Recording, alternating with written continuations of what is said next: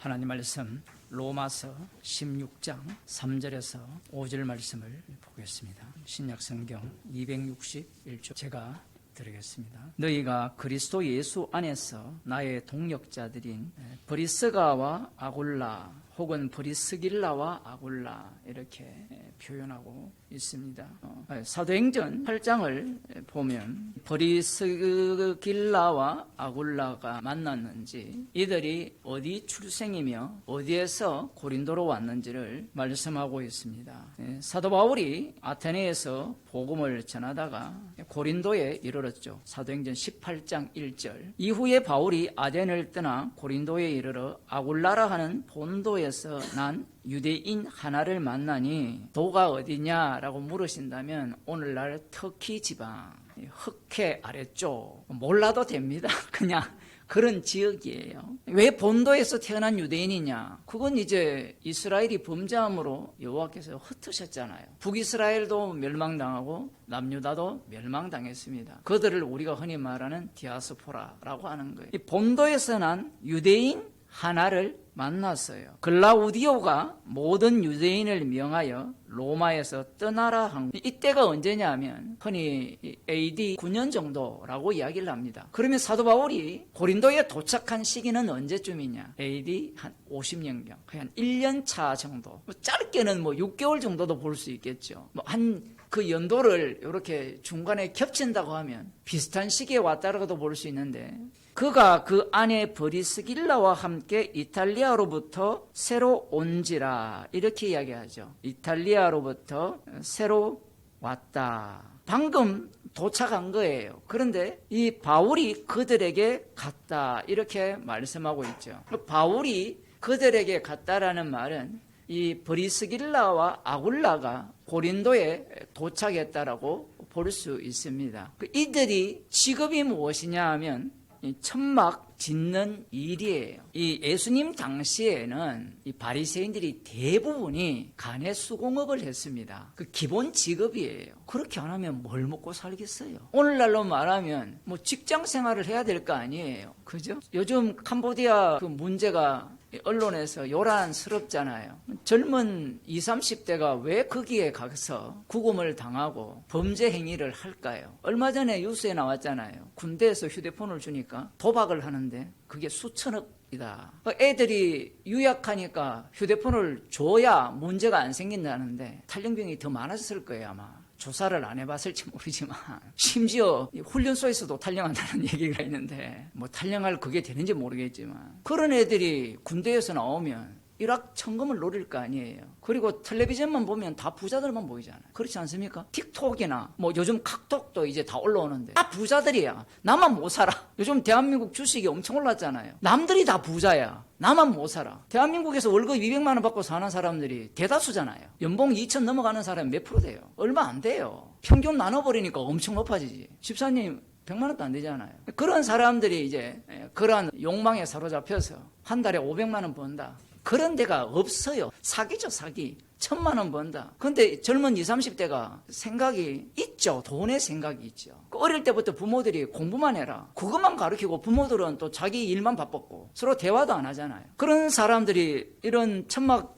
장사하는 걸 보면 사도 바울 바보 같네. 그 정도로 주님을 만나서 능력 있는 설교자라면 떼돈 벌 기회가 되잖아요. 그죠? 여의도에 한 50만 명 모이는 그런 교회 할 수 있잖아요. 왜 그런 장사 안 하고 찌질하게 가서 천막 장사합니까? 얼마든지 자신이 전한 교회로부터 후원을 받을 수 있잖아요. 연보를 받을 수 있잖아요. 고린도전서를 보면 게바는 아내를 데리고 다닙니다. 그러면 돈이 1.5배는 들 거 아니에요. 그런데 이 게바는 자비량하지 않아요. 그것 갖고 시비를 걸거든요. 사도 바울이 고린도로 갔는데 마침 그곳에 브리스기라와 아굴라가 있었어요. 아굴라 이름이 먼저 나오죠. 아굴라의 이름 뜻은 이 독수리라는 뜻이고 브리스가라는 뜻은 고귀한이라는 뜻인데 이 브리스가가 로마 시민권을 가졌지 않느냐라고 추측을 합니다. 확실한 증거는 없어요. 아굴라도 로마식 이름이니까. 사도 바울이 고린도로 갔는데 이들을 만나서 업이 같음으로 함께 거하여 일을 했다. 이렇게 말하고 있습니다. 오늘날 이 시대에 이 본문을 보면 어때요? 여러분이 브리스가와 아굴라라면 바울이 뒤에 왔잖아요. 그죠? 왔는데 여기에 보면 함께 거하며 함께 일했다 하거든요. 당시에는 뭐 이런 기술자들이 적지 않았겠죠. 아니면 사도 바울이 뛰어났다고도 볼 수 있지만 바울을 그렇게 받아들일 수 있겠습니까? 브리스길라와 아굴라가 언제 복음을 들었는지는 성경에 나와 있지 않아요. 이런 것들이 참 어려운 거예요. 그래서 이제 기독교 2000년이 지났으니까 얼마나 많은 사람들이 생각을 했을까요? 이들이 언제 예수님을 믿었을까? 가장 빠르게는 오순절날 이들이 어디로 왔어요? 예루살렘으로 왔을 때 성령이 임했을 때 아마 그들이 복음을 들었지 않았겠나 이렇게 추측하는 사람도 있고, 그래서 이들이 본도에서 예루살렘 왔다가 다시 본도로 갔다가 다시 어디로 갔다? 로마로 가서 거기에서 이 천막 장사를 해서 돈을 벌었지 않았냐 이렇게 추론을 해요. 추론하는 것은 나쁘지는 않아요. 근데 그걸 확정하는 순간 이 복음이라는 그 오묘한 내용들을 손상시킬 수가 있어요. 성경에서 기록하지 않는 이유가 있거든요. 우리는 어떤 인간인가 하면 하나님 같은 인간이기 때문에 하나님은 다 알아야 돼요. 여러분 그런 생각 안 들어요? 성경을 읽을 때 왜 이거 이야기 안 해줘? 이거 궁금한데 궁금하게 여기는 것은 문제가 안 돼요. 근데 궁금하게 여기는 게 죄라는 걸 알아야 돼요. 이 브리스길라와 아굴라에 대한 연구가 많이 됐습니다. 되어봤자 다 추론이에요. 이름을 근거로 한 추론. 단지 분명하게 나오는 것은 본도 출신이고 이들이 로마에 있다가 글라우디오 때 유대인들을 다 추방할 때 아마 기독교인들이 오해를 받아서 추방을 당했다라는 그러한 어떤 내용들이 있는데, 그 당시 추방을 당해서 이 고린도에 와서 업을 했다. 그것이 성경 본문에 의하면 가장 정확한 표현이에요. 그러면 왜 고린도로 왔느냐? 고린도가 엄청난 상업도시거든요. 돈을 벌려면 어디로 가야 돼요? 성수로 와야 되죠. 여러분 성수에 있잖아요. 지금 돈을 벌려면 성수에 와야 돼요. 아유 거기 가면 비싼데요. 아직은 괜찮아요. 젠트리페이크 뭡니까? 이제 상가가 지금 엄청 올랐잖아요. 조금 있으면 여기도 망할지도 모릅니다. 그 돈벌이를 위해서 온 거예요. 그러면 브리스길라와 아굴라가 로마에서 쫓겨나니까 돈벌이 위해서 갔구나. 그게 이제 주님이 일하시는 방식이에요. 우리는 어디까지 생각하느냐면 주님 제가 돈 벌러 저기 가는 것이 주의 뜻입니까?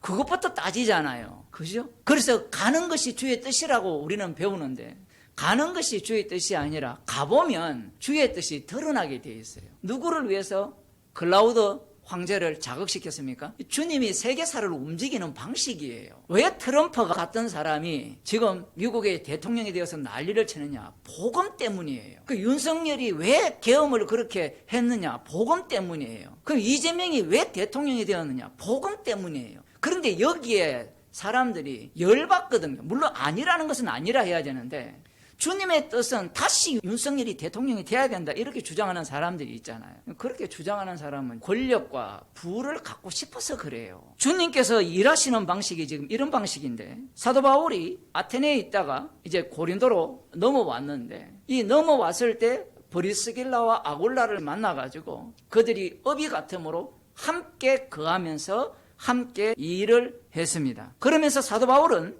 안식일마다 회당에서 강론하고 유대인과 헬라인을 권면했어요. 유대인과 헬라인. 아마 회당 안에 이 헬라인들이 들어왔을 수도 있고 아니면 이 회당에서도 강론을 하고 바깥에서도 강론을 했을 수가 있습니다. 여기에 이제 브리스길라와 아굴라가 나오죠. 단순히 브리스길라와 아굴라가 고용을 했다. 1년 반 동안 있거든요. 이게 만만치 않습니다. 우리가 잘 아시듯이 사도 바울은 복음에 있어서 어뜸이잖아요. 복음 전파에 있어서. 그런 사람을 자기 집에 두고 같이 일을 한다? 자기한테 손해일까요? 이익일까요? 사도 바울이 막 하다가 안식일 되니까 이 회당에 가서 설교할 수 있는 그러한 이 오늘날로 말하면 계시가 임해가지고 이렇게 설교했을까요? 안 그러면 끊임없이 일을 하고 쉬는 시간에 아니면 묵상하고 말씀을 준비하고 가서 했을까요? 말씀 준비가 그냥 취미생활 아니잖아요. 옛날에 제가 대학원 다닐 때 그 박영선 목사라는 분이 교수였는데 그분이 유명한 말을 했어요. 어떤 사람이 설교를 어떻게 준비합니까 하니까 침대에 뒹굴뒹굴한대요. 그러니까 그 말의 취지가 뭐냐면 그만큼 말씀과 싸웠다라는 거거든요. 싸워봤자 가짜복음이지만 그 이야기를 듣는 사람들은 어떻게 생각하느냐 그냥 성경 읽고 뒹굴뒹굴하면서 생각하면 된다고 하는데 끊임없이 찾고 연구를 해야 될 거 아니에요. 그러면 브리스길라와 아굴라 입장에서는 사도 바울이 성가신 존재가 될 수밖에 없어요. 왜냐하면 그들은 생업이 중요하잖아요. 그러면 바울에 대해서 어떻게 대하겠느냐라는 거예요. 오늘날도 마찬가지잖아요. 복음을 들어도 그 복음 전하는 목사가 나에게 걸림돌이 되면 언제든지 쳐낼 수 있잖아요. 도움이 안 되니까 복음 전하는 목사는 여러분들에게 도움이 안 돼요.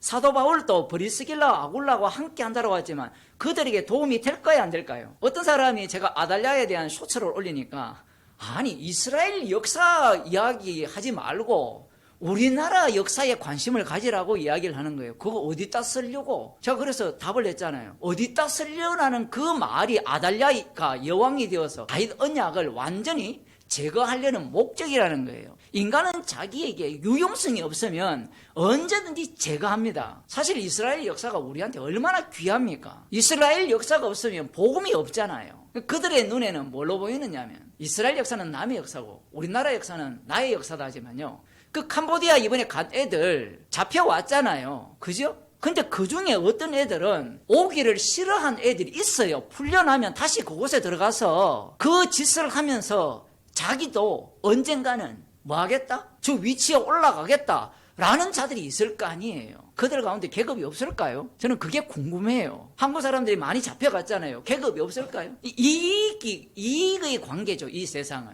여러분이 잘 아시다시피 가인이 아벨을 왜 죽입니까? 왜 죽여요? 아벨과 그 재물을 하나님께서 연락을 하셨다면 여러분이 가인이라면 어떤 태도를 취하겠습니까? 모든 걸 바쳐서라도 아벨이 죽지 않도록 해야 될 거 아니에요. 그래야 자신도 하나님 앞에 연락이 되고 받을 만한 존재가 될 수 있지 않겠느냐라고 생각을 하겠죠. 근데 선악과를 먹은 인간은요, 그런 태도를 갖지 않습니다. 하나님이 뭐야, 내가 하나님인데 이래 나와요. 그러니까 아벨을 죽여버리는 겁니다. 타인을 위해 자기를 희생한다? 그건 선악과를 먹은 세계에서는 용납이 안 되는 세계예요. 목사님, 국가를 위해 자기 목숨을 바친 사람들이 있지 않습니까? 5.18 그 광주 사태라고 하면 요거도 먹죠. 민주화 운동이라고 해야 되죠. 우리는 세뇌를 받았어요. 제가 경상도잖아요. 그것도 경산. 정치에 관심 있는 사람은 그 경산이라는 동네가 골통 중에 골통들 보수라는 걸 아셔야 되는데 달성도 마찬가지고. 그 사람들이 민주화를 위해서 그랬다? 명목은 맞아요. 실제는 뭐예요? 자기들의 생존이죠. 자기들의 후손이 어떻게 살 거냐? 물론 그런 건 있습니다.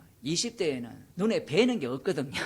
눈에 뵈는 게 없어요. 그 20, 30대가 돈 벌러 간 애들이 그런까지 생각을 했으면 갔겠어요? 요즘 30대는 과거로 치면 나이가 몇 살 정도 될까요? 한 10대 중반? 한 15살, 16살? 제가 지금 무시하는 게 아니라 지금 시대가 그래 돼버렸어요. 애를 몇 살에 낳습니까? 40대 넘어서 낳잖아요. 그럼 20년 차이가 나는 거예요. 이미 사고방식이. 그래서 요즘 담임 목사 뽑을 때 우리 때는 40대, 제 한 20년 전에는 40살까지가 나이 제한이었는가? 지금 50 넘어갔어요. 왜? 이 젊은 목사들 뽑아놓으니까 철딱서니가 없거든요. 장로님 맞죠? 진짜 젊은 목사들은 사가지도 없고요. 예의도 없고 아무것도 없어요. 근데 그런 목사들의 특징이 뭐냐면 다른 사람이 사가지 없으면 용납을 안 해요. 젊은 애들 특징입니다. 자기한테 예의를 안 갖추면 화를 내요. 그건 뭐 과거나 지금이나 똑같거든요. 그건 안 바뀝니다. 그런데 우리나라의 이 경제가 급속도로 발전하다 보니까 그리고 모든 부모들이 어디에 관심이 있습니까? 좋은 성적, 좋은 대학, 좋은 직장. 일단 스카이를 가야 SK 하이닉스나 삼성에 가거든요. SK가 얼마 줬습니까? 그거 준다 했잖아요. 성과급으로. 그러니까 삼성도 펄쩍 뛰면서 1억 원어치 주식을 주겠다 했잖아요. 유수 관심 없죠. 근데 젊은 애들은요, 거기에 뿅가 있습니다. 그런데 대한민국에 거기에 가는 애들이 몇 프로입니까? 한 5% 돼요. 그 밑에 있는 애들이 그걸 꿈꿀 거 아니에요. 남을 위해서 자기를 희생한다는 것은 선악과를 먹은 구조에서는 있을 수가 없습니다. 하나님이 약속을 하시잖아요. 그 약속을 주시면 하나님께서는 그 약속 속에 자신이 들어갔으라도 자기를 죽였으라도 그 약속을 이루시겠다라고는 인간들은 생각하지 않습니다. 그게 아브라함이었거든요. 아브라함은 자신이 죽어서 하나님의 약속이 성취된다라고 생각하지 않아요. 그게 애굽에 내려갔을 때 자신은 살아야 된다는 거거든요. 그래서 하나님께서 이삭을 주신 이후에 네 사랑하는 독자를 내게 바치라고 말씀을 하신 겁니다. 주님을 위해 희생한다, 타인을 위해 희생한다. 그건 인간 세계에서는 용납하지 않습니다. 창세기 37장을 보면 아주 흥미로운 내용이 나오죠. 우리가 잘 아는 요셉 이야기가 나오는데 요셉이 17세의 소년으로서 그 형제와 함께 양을 칠 때 그 아비의 집 빌하와 실바와 아들들로 더불어 함께 하였더니 그가 그를 그에 고하더라. 요셉은 노년에 얻은 아들이므로 이스라엘이 여러 아들보다 그를 깊이 사랑하여 위하여 채색옷을 지었으니 그 형들이 아비가 형제들보다 그를 사랑함을 보고 그를 미워하여 그에게 은사가 불평하더라. 왜 불평합니까? 형제들이 있는데 누구한테는 재산을 예를 들어 100원이 있다. 큰 아들한테는 90원 주고 작은 아들한테 10원 주면 왜 기분 나빠요? 과거에는 기분 안 나빴어요, 여러분. 물론 안 나쁜 게 아니라 말을 못하죠. 우리 장로님이나 권사님 세대에는 마지한테 몰빵해줘도 반박합니까 안 합니까? 당연한 거예요. 왜? 그 세계에 세뇌당했기 때문에 그래요. 그걸 문화, 풍습, 관습이라죠. 근데 오늘날은 어때요? 그게 불가능하죠. 옛날도 마찬가지였습니다. 이 요셉을 사랑하면 동일한 아버지의 마음이 되어서 형제들이 같이 기뻐해야 되는데 미워요. 왜 이런 리얼한 내용을 성경에 기록해놨느냐라는 겁니다. 이후에 요셉에게 하나님이 꿈을 꾸게 하잖아요. 곡식 10단이 자신의 단에 형제들의 단이 자신의 단에게 둘러서서 절한다라고 이렇게 말하죠. 그 다음 또 꿈을 꾸죠. 근데 고전에 이 이야기를 합니다. 그러니까 참으로 우리를 다스리게 되겠느냐. 왜 요셉이 왕이 되면 왜 안 돼요? 왜 타인이 부자가 되면 왜 안 돼요? 내가 꼭 부자가 돼야 돼요. 내가 하는 사업은 망하면 안 되고 타인의 사업이 왜 망해야 돼요? 이 마음이 어디서 왔느냐라는 거예요. 이게 교회로 그대로 들어오거든요. 교회로 들어오면 새로운 피조물이 작동을 해야 되거든요. 그런데 교회로 들어왔는데 이러한 어떤 모습들이 고스란히 담겨서 들어와요. 담겨서 들어온 그 모습 갖고 주님은 새로운 피조물의 모습을 드러내게 합니다. 해와 달과 11별이 내게 절하더이다.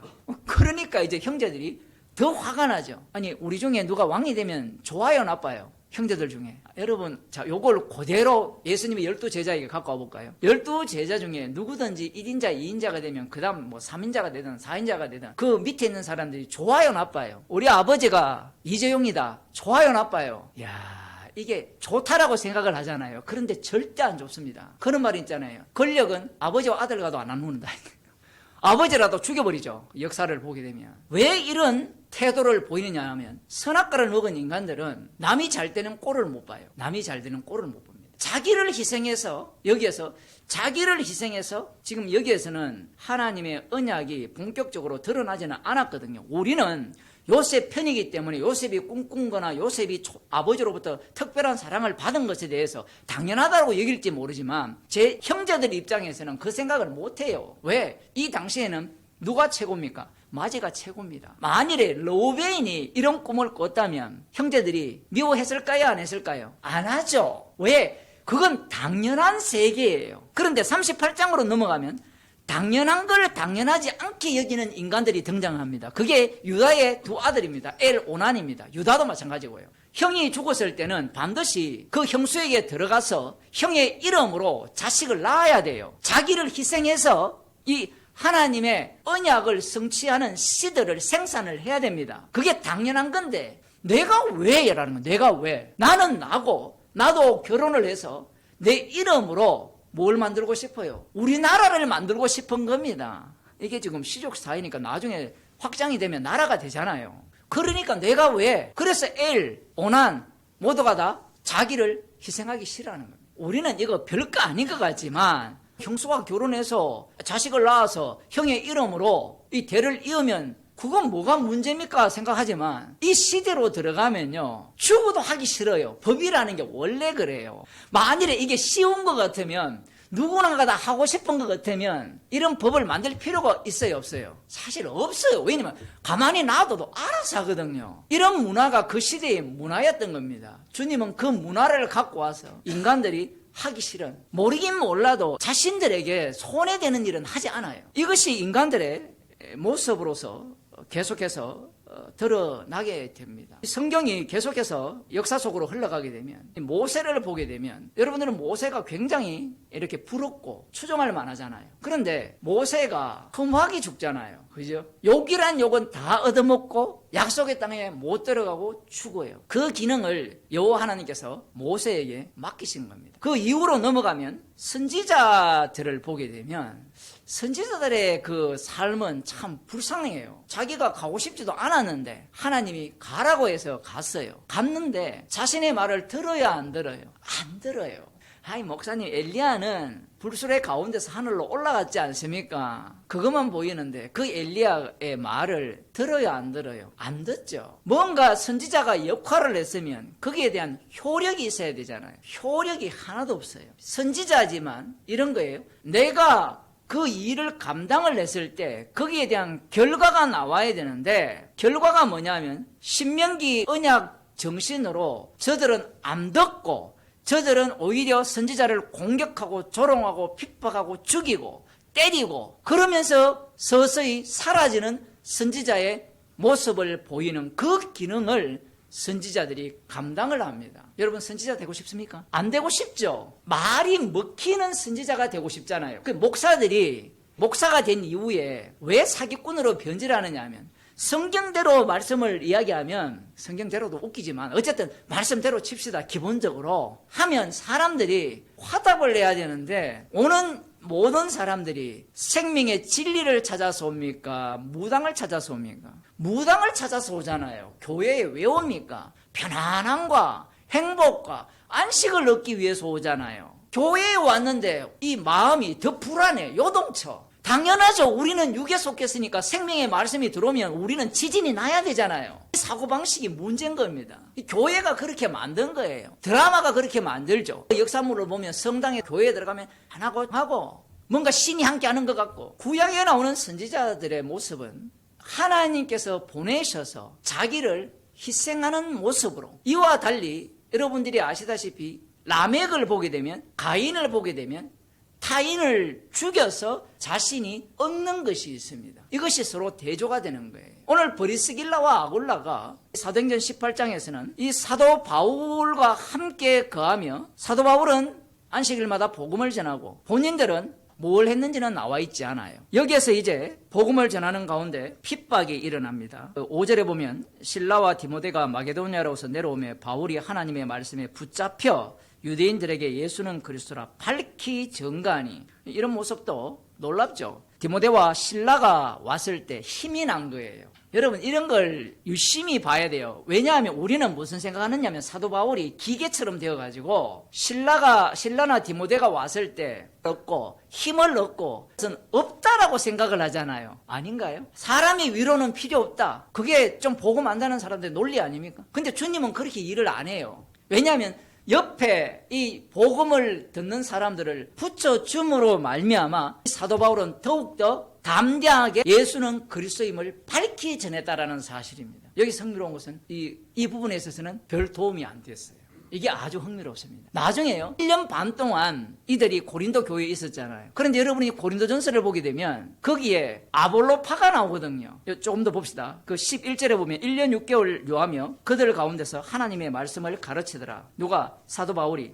이렇게 가르쳤는데, 그러면 브리스길라와 아굴라도 배웠을 거 아니에요? 배운 내용이 뒤에 나옵니다. 갈리오가 아가야 총독되었을 때에 유대인이 일제히 일어나 바울을 대적하여 재판 자료로 데리고 와서 말하되, 그러니까 때가 있어요.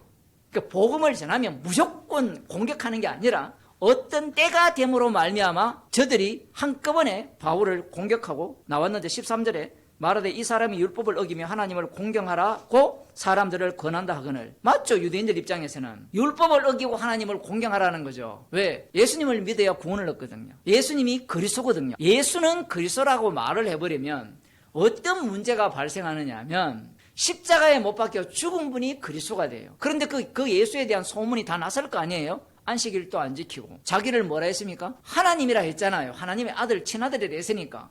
그것은 율법을 어긴 거잖아요. 율법에는 나 외에 다른 신을 섬기지 말라 했잖아요.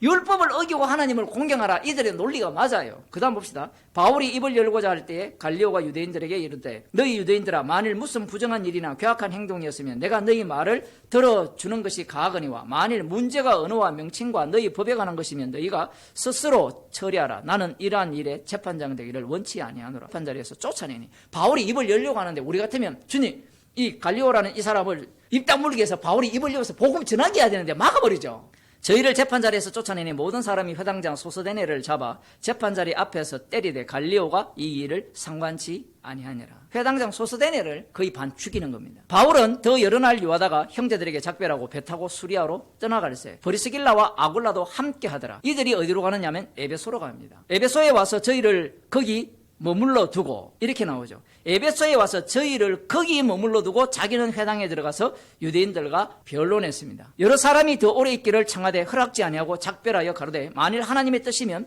너희에게 돌아오리라 하고 배를 타고 에베소를 떠나 가이사랴에 상륙하여 올라가 교회의 안부를 물은 후에 안디옥으로 내려가 얼마 있다가 갈라디아와 부르기아 땅을 차례로 다니며 모든 제자들을 굳게 하니라. 그 다음 이제 다시 이 에베소로 돌아오게 되는데 사도 바울이 이때 사도 바울이 에베소에 있다가 떠나갔잖아요. 안디옥으로 이렇게 갔습니다. 갔을 때 브리스길라와 아굴라는 에베소에 머물러 있었어요. 그때 누가 왔느냐 하면 알렉산드리아에서 난 아볼로라는 유대인이 에베소에 이르니 이 사람은 학문이 많고 성경에 능한 자였어요. 그가 일찍 주의 도를 배워 열심으로 예수에 관한 것을 자세히 말하며 가르치나 요한의 세례만 알 따름이라. 야, 이런 것들이 참 어렵죠. 이 아볼로는 어떤 사람입니까? 학문이 많고 성경에 능한 자다 있잖아요. 그럼 이 성경은 신약이 아니고 구약입니다. 그런데 이 사람이 주의 도를 배워 열심으로 예수에 관한 것을 자세히 말한다 했잖아요.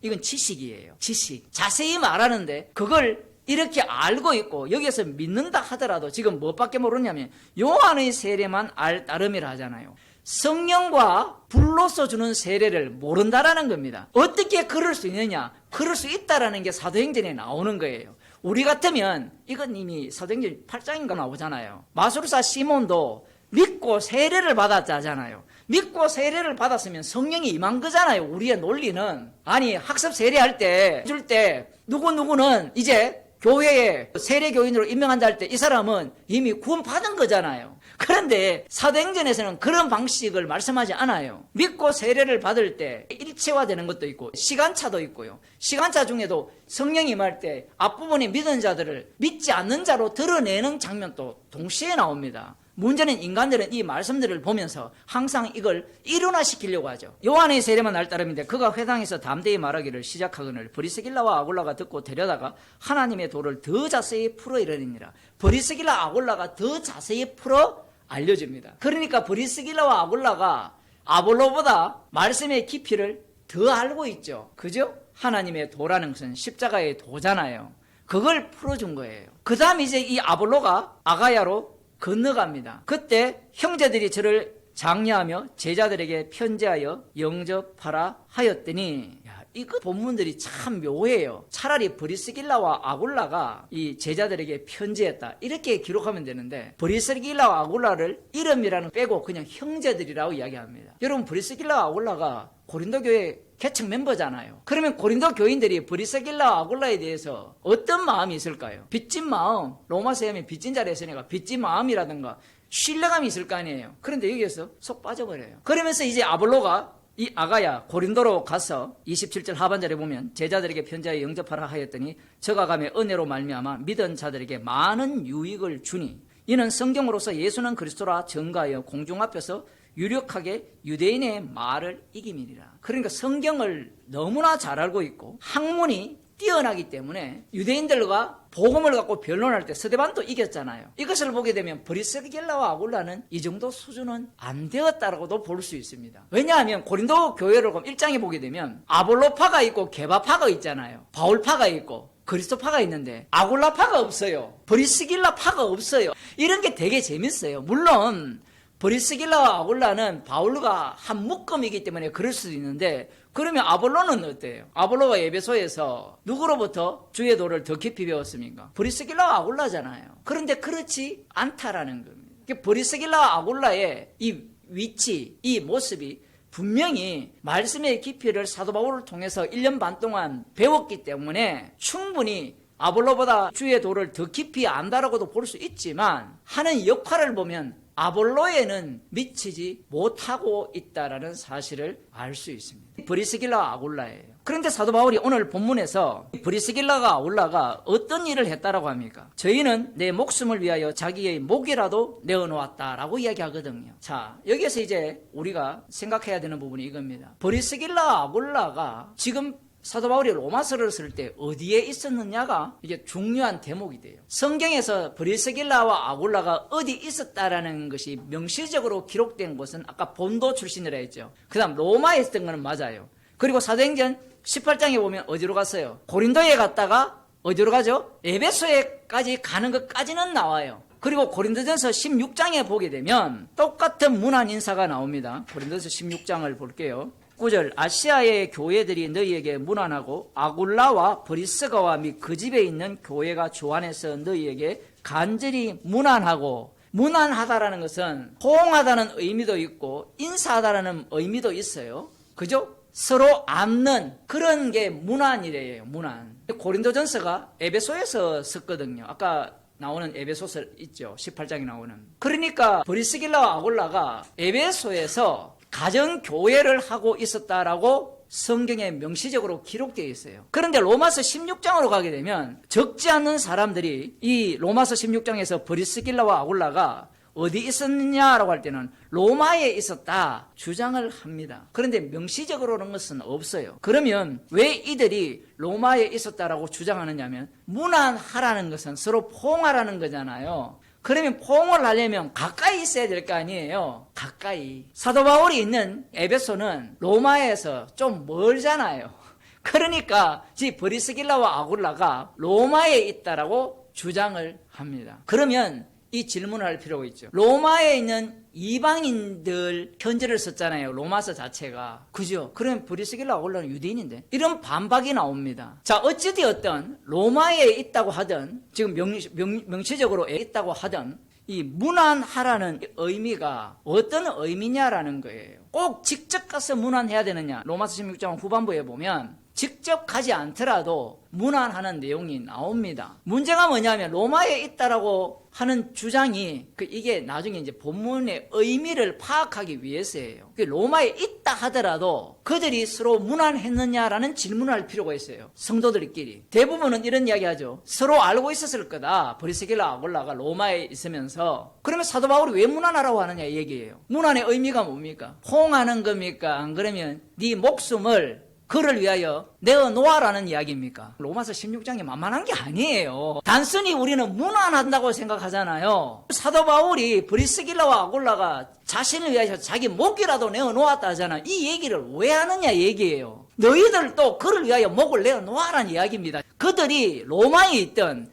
에베소에 있든 이건 문제가 안 돼요. 왜냐하면 문안하라 했을 때 그들이 편지로 문안할 수 있잖아요. 얼마든지 에베소에 있더라도 먼 거리에 있더라도. 그런데 사도 바울이 뭐라 합니까? 멀리 떨어져 있어도 내가 성령 안에서 함께 있다라고 이야기를 하거든요. 이게 몸의 지체잖아요. 지금 이 본문이 왜 어려우냐 하면 대순진리회나 아니면 남녀 호랑맹교 이런 데는 이런 게 안 어려워요. 왜냐하면 형제처럼 지내거든요. 하나님의 교회라든가 이런 데는 서로 도와주고 힘들고 도와주고 서로 사랑하고 문안하는 걸 중요하게 여기잖아요. 이게 하여튼 희한해요. 그러나 서로 문안하라는 것은 네 목숨을 내어놓으라는 이런 말씀인데 이 말씀에 사람들이 오늘날 어떻게 하겠습니까? 호방기를 끼죠. 내가 왜 목숨을 내놓아야 돼? 문안은 할 수 있지. 근데 지금은요 문안도 못해요. 서로 인사도 안 해요. 왜 인사 안 합니까? 저 사람이 나에게 뭘 할까 싶어서. 문안을 안 하는 이유가 거기에 있어요. 문안하라는 말은 네가 죽으라는 얘기거든. 지금 문안하라는 얘기가 엄청 많이 나옵니다. 단순히 인사하는 거. 이것도 오늘날은 아까도 얘기했지만 만만치 않습니다. 왜? 전화 한 통 하는 것도 힘들어요. 이 브리스길라 아굴라에게 문안하라. 이 로마에 있는 성도들이 이런 반응을 할 수 있잖아요. 네가 뭔데? 이런 사람 없었을까요? 여러분 생각해 보세요. 로마에 있는 성도들 중에 환경이 다 다르잖아요. 우리도 환경이 다 다르잖아요. 경제적 수준 그리고 다른 여건이 다 다르잖아요. 그죠?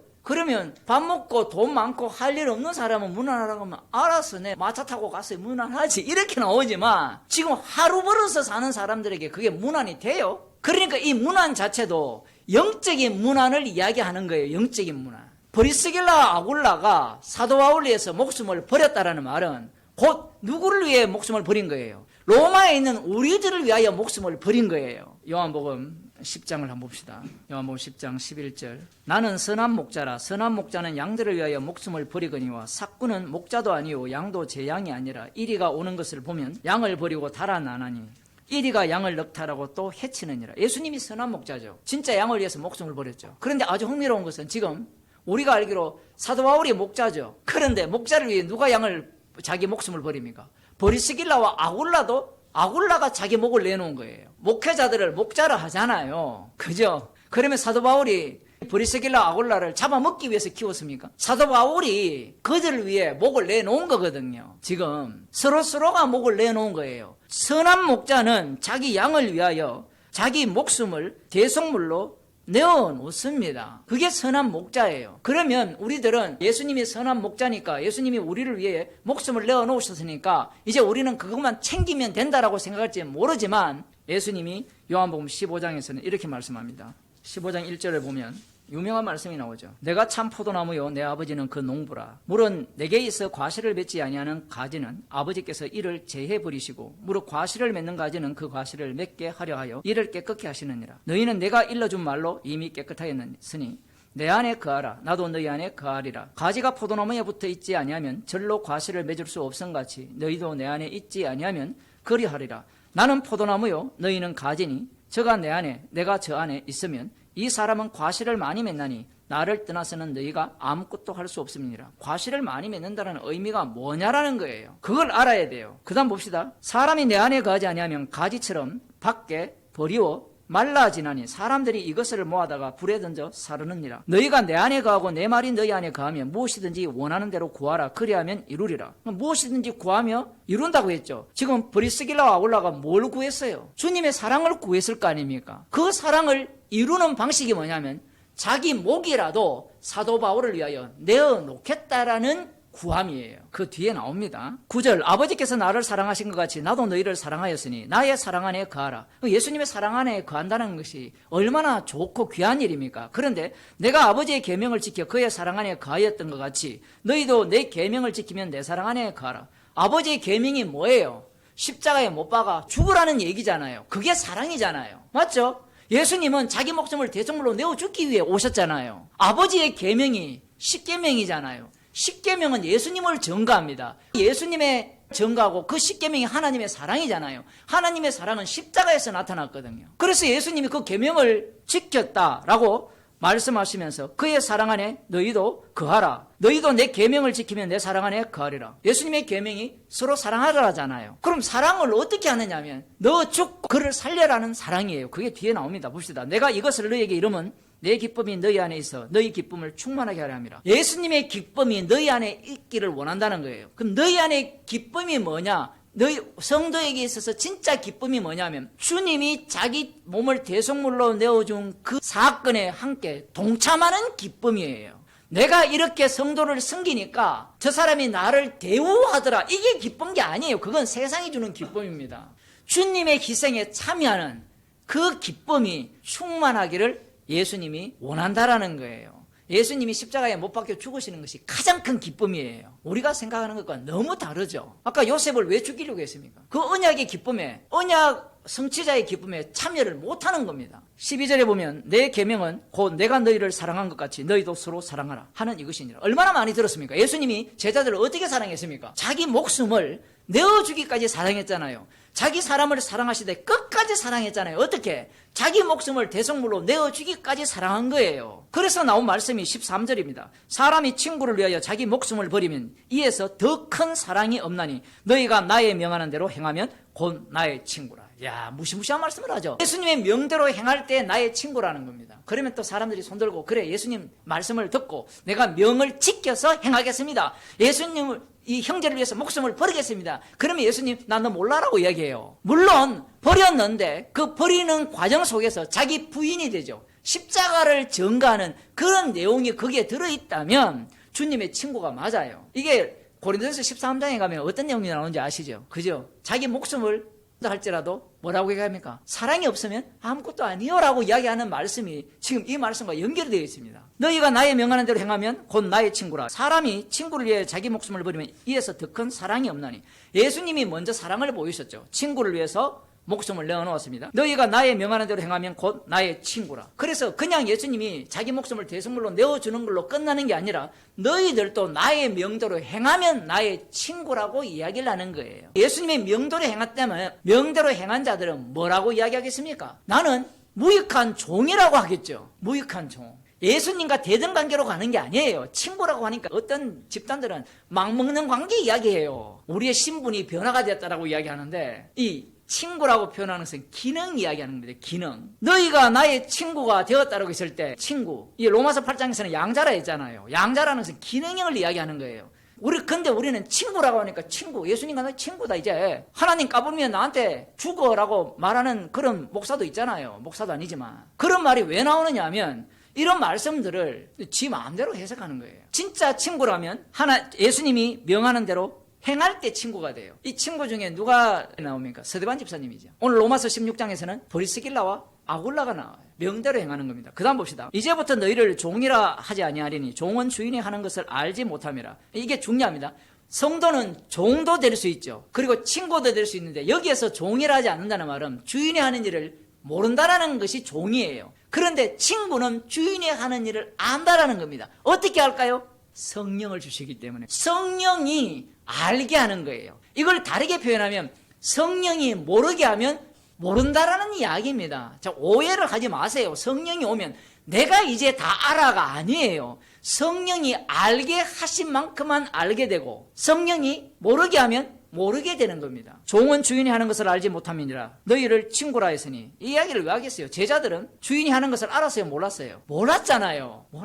제자들은. 그러니까 종이라는 거예요. 마귀의 종이죠. 궁극적으로 말하면. 주인은 뭘 하려고 했어요? 자기 목숨을 대성물로 내어주려고 하는데 제자들은 뭐 하려고 합니까? 예수님 메시아를 이용해서 자신들을 권력의 자리에 높은 자리에 앉아서 사람을 부리는 그런 권세를 행사하려고 예수님을 따라다녔던 겁니다. 그러면 언제 친구가 됩니까? 성령을 주실 때 친구가 되죠. 내가 내 아버지께 들은 것을 다 너희에게 알게 하였음이니라. 제자들 하나도 못 알아듣습니다. 성령이 오심으로 말미암아 이제 조금씩 성령을 통해서 알게 하시죠. 너희가 나를 택한 것이 아니오 내가 너희를 택하여 세웠나니 이는 너희로 가서 과실을 맺게 하고 또 너희 과실이 항상 있게 하여 내 이름으로 아버지께 무엇을 구하든지 다 받게 하려 함이니라. 과실이라는 것은 사랑이거든요. 이 사랑은 계속해서 자기 목숨을 내어놓는 사랑이에요. 그 성도가 하는 모든 일들은 지난 시간도 그런 얘기했지만 얻어버리는 삶이에요. 얻는 삶이 아니에요. 거래하는 게 아니에요. 교회라는 곳에 와서 거래하는 게 아닙니다. 내가 11조를 했으니까 담임 목사가 이 사람이 이런 사업을 하니까 여러분 많이 사주세요. 이런 곳이 교회가 아니에요. 주의 이름으로 아버지께 무엇을 구하든지 다 받게 하라며. 예수님이 아버지께 기도했죠. 기도해서 다 받으셨죠. 다 받아서 그 마지막 최종 지점이 뭐였습니까? 십자가에 못 박혀 죽으심이에요. 그러니까 성도들이 무엇을 구하든지 주의 이름으로 구하게 되면 다 받게 됩니다. 서대반 집사님이 기도해서 응답 받았거든요. 다 받았어요. 사도 바울도 다 받았어요. 이 브리스길라와 아굴라도 기도해서 다 받은 겁니다. 우리가 기도하는 게 얼마나 엉터리냐라는 거예요. 교회가 기도하는 게. 내가 이것을 너희에게 명하면 명령한다 하죠. 너희로서로 사랑하게 하려 함이라. 자, 이게 어렵죠. 사랑. 이 사랑은 어떤 사랑이냐? 그 사랑을 지금 브리스길라와 아굴라가 내어놓고 있는 거예요. 그러면 로마에 있는 성도들이 복음을 들었잖아요. 복음을 들었으면 나와야 되는 게 뭐예요? 단어는 문안이지만 인사지만 실제 내용은 어떤 내용입니까? 사랑하라는 이야기입니다. 그런데 이 브리스길라와 아굴라가 사도 바울을 위해 목숨을 버렸잖아요. 그리고 이방인들도 감사한다라고 하거든요. 왜냐하면 사도 바울이 브리스길라 아굴라에 의해서 굉장히 많은 도움을 받은 것 같아요. 이 글에 의하면. 그러면 사도 바울이 브리스길라 아굴라 때문에 살았다는 얘기거든요. 그러면 그렇게 살 일이 성경에 어디 있느냐라고 보면 이 사도행전 18장에 보면요. 천막 장사가 제가 보기에는 가장 유력한 대목입니다. 그들이 부지런히 돈을 벌어서 사도 바울을 도와줬다라고 볼 수 있어요. 어떤 사람들은 에베소에서 큰 사건이 일어났거든요. 그때 브리스길라와 아굴라가 사도 바울을 살리기 위해서 커다란 역할을 하지 않았느냐 주장을 하는데 그것보다는 사도행전 18장에 나오는 천막 장사를 통하여서 사도 바울과 함께 거하면서 같은 업을 했잖아요. 처음 시작할 때 제가 얘기했잖아요. 이게 여러분이 사업을 하는데 그게 가능할까요? 제가 장로님 가게 가서 일 한번 해볼까요? 서빙하면 맨날 설교 준비한다고 안 해. 어떤 때는 말씀 묵상한다고 밤새워서 하다가 아침에 출근 못해. 제가 과격하게 해석하는 게 아니에요. 한번 생각을 해보세요. 우리는 지금 이 본문을 읽으면서 사도 바울이 성령 받았기 때문에 그냥 눈 감고만 있으면 설교가 나올 거라, 그냥 회당 가서 할 거라, 이렇게 생각을 하는데 복음이라는 게 그렇게 나오는 게 아니에요. 하기야 요즘 목사들은 AI 갖고 설교 준비해본다 그러잖아요. 그럴 것 같으면 설교 준비 왜 합니까? 어떤 사람이 그런 이야기 했어요. AI가 발달하니까 이제 목사들이 말씀을 깊이 묵상 안 한대요. 정반대입니다. AI가 발달함으로 말하면 말씀이 더 깊이 묵상할 수밖에 없어요. 왜냐하면 AI가 지금까지 내놓았던 신학자들이나 목사들의 그 사고방식을 다 끄집어내거든요. 그러면 거기에 대해서 질문을 해야 돼요. 질문을 하면 말씀이 더 깊이 들어가게 됩니다. 자, 그 다음 이제 중요한 게, 이것도 중요하지만, 세상이 너희를 미워하면 너희보다 먼저 나를 미워한 줄로 알라. 이 세상은 사랑과 미움 두 가지밖에 없습니다. 제가 가인 이야기를 했잖아요.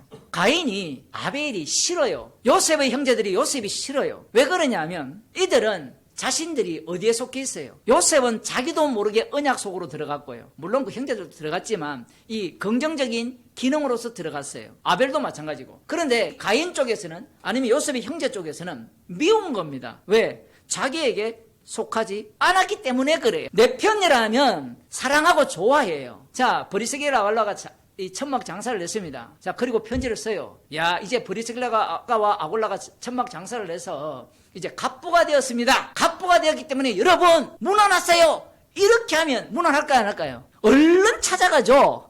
안 찾아가겠어요, 여러분? 그런데 지금 브리스길라 아굴라가 바울을 위해 목숨을 내놨다예요. 목숨을 내놨다라는 말은, 목이라도 내놨다는 말은 그의 형편이 좋을까요, 나쁠까요? 야, 아주 흥미로운 대목입니다. 만일에 브리스길라와 아굴라가 에베소에서 가정교회를 했잖아요. 천막 장사를 했을 거 아니에요. 어쨌든 그러면 떼돈을 벌었다면 사도 바울을 빵빵하게 지원했을 거 아니에요. 여러분 그런 생각 안 합니까? 디모데 후서에도 브리스길라 아굴라 이야기가 나오거든요. 굉장히 오랫동안 바울과 관계를 맺고 있어요. 디모데 후서는 또 사도 바울이 로마 감옥에 있다가 나와서 쓴 편지인데, 여기서는 또 뭐라고 하는가 하면 브리스길라와 아굴라가 에베소로 돌아갔다. 또 이렇게 이야기, 뭐 그런 얘기를 해요. 그리고 지금 이 브리스가와 아굴라가 천막 장사를 내서 큰 기업을 이루어서 부자가 되었으니까 문안하세요. 이런 내용이 없어요. 문안하는 내용 중에 무슨 얘기냐면, 이 인물들을 보게 되면 거리두고 싶은 인물입니다. 첫째 누구부터? 사도 바울부터 거리두고 싶은 인물이에요. 그런데 이 사도 바울이 로마서 16장에서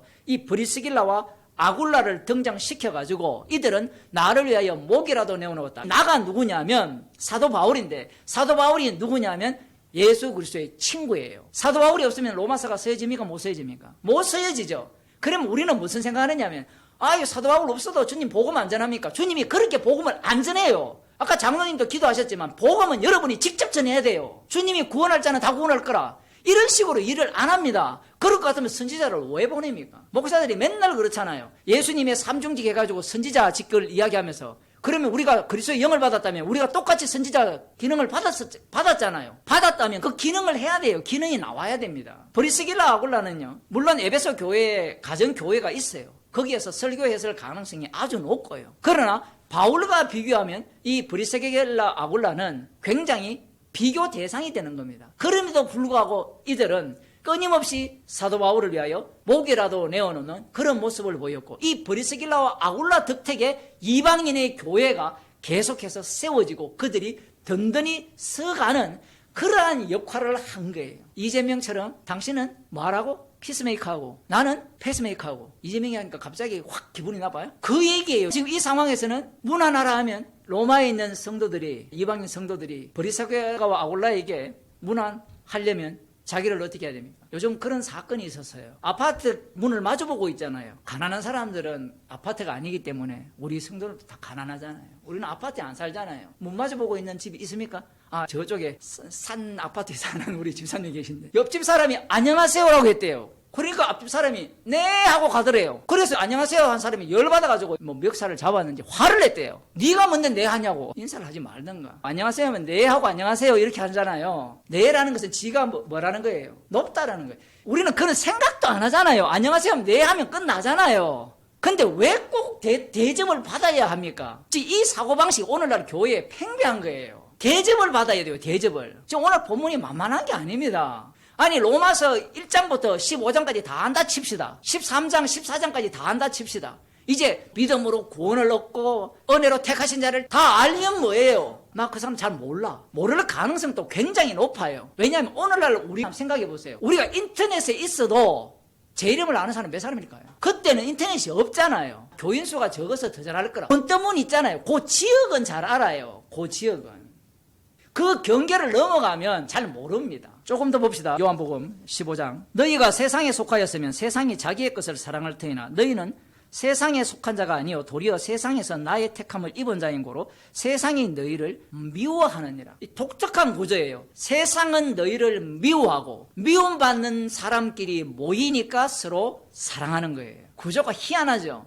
이 두 가지 요소가 공존하는 곳이 교회입니다. 그래서 교회에서 왜 서로 사랑이 나오느냐 하면 이 세상에서 미움을 너무 많이 받았어요. 그런데 세상과 한편이 된 사람들은 교회에서 사랑이 안 나와요. 예수님의 택함을 입은 거로. 그 다음 20절 보세요. 내가 너희들어 종이 주인보다 더 크지 못하다 기하였은즉 너희 하느냐 하면 사도 바울이 브리스길라 아굴라를 칭찬을 했잖아요. 그럼 이들이 핍박을 받았고 미움을 받았다는 얘기입니다. 사도 바울만 핍박받고 미움 받은 게 아니에요. 그리고 사도 바울을 도왔으니까 브리스길라 아굴라가 칭찬받을 것 같죠. 이 교회라는 것을 보면 뻔합니다. 우리는 지금 망상을 하는 게 뭐냐면 교회 안에서 브리스길라 아굴라가 사도 바울을 도왔어요. 도우면 교인들이 다 박수 칠 것 같죠. 박수 치겠습니까? 시기 질투 만만치 않습니다.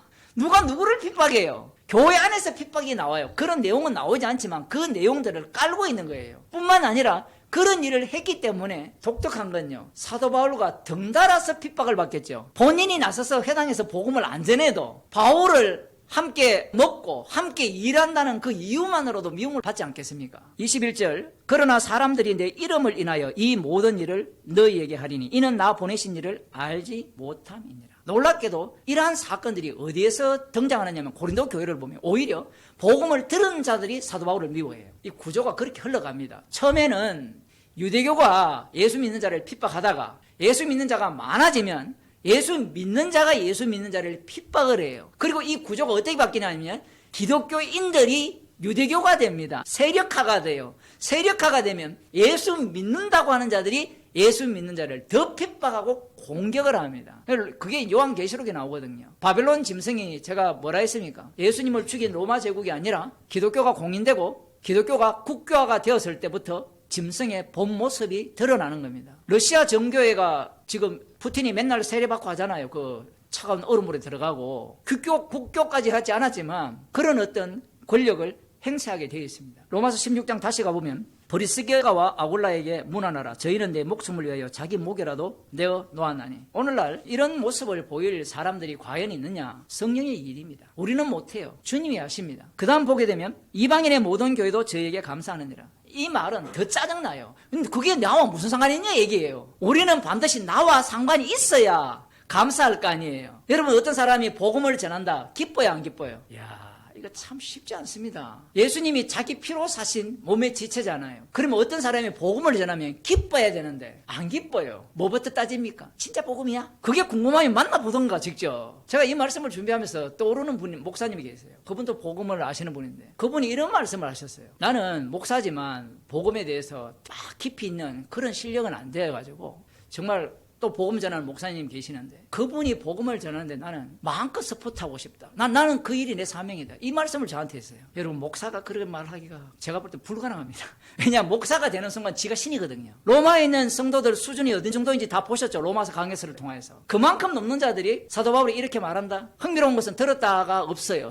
안 들었다도 없어요. 이방인의 모든 교회도 저에게 감사하느니라. 그 이방인 중에 누가 들어가요? 로마에 있는 너희들도 들어가죠. 그러니까 너희들이 어디에 포함됩니까? 지금 로마서 전체를 통하여서 브리스길라와 아굴라 때문에 이 편지가 쓰여졌다는 얘기입니다. 그러니까 문안하라는 거예요. 그 문안하라는 것은 단순히 인사하라는 정도가 아니라 주님의 고난에 함께 참여한 자로서 이게 얼마나 힘이 되고 위로가 되고 기쁜 이야기냐라는 겁니다. 기도하겠습니다. 하나님 아버지, 주님의 십자가의 피로 사신 지체들을 통하여서 그리스도의 사랑을 드러내게 하시고 자기 목이라도 주님을 위하여 내어놓는, 형제를 위하여 내어놓는 그런 모습을 통하여서 세상으로부터 주님의 택하심을 받은 자로 주님의 친구로 여김을 받은 브리스가와 아굴라를 통하여서 우리가 이 땅에서 주님의 계명을 어떻게 지켜야 하는지를 말씀하셨습니다. 저희들을 긍휼히 여기사 나 중심으로만 생각하는 자들이 아니라 십자가 지신 주님 중심으로 십자가의 피로 새롭게 만든 주님의 교회를 중심으로 생각하는 주의 백성이 되게 하옵소서. 주 예수 그리스도의 은혜와 하나님 아버지의 크신 사랑과 성령의 교통하심이 주님의 피로 사신 형제를 위하여 목이라도 내어놓기를 간절히 원하는 주의 백성에게 축원하옵나이다. 아멘.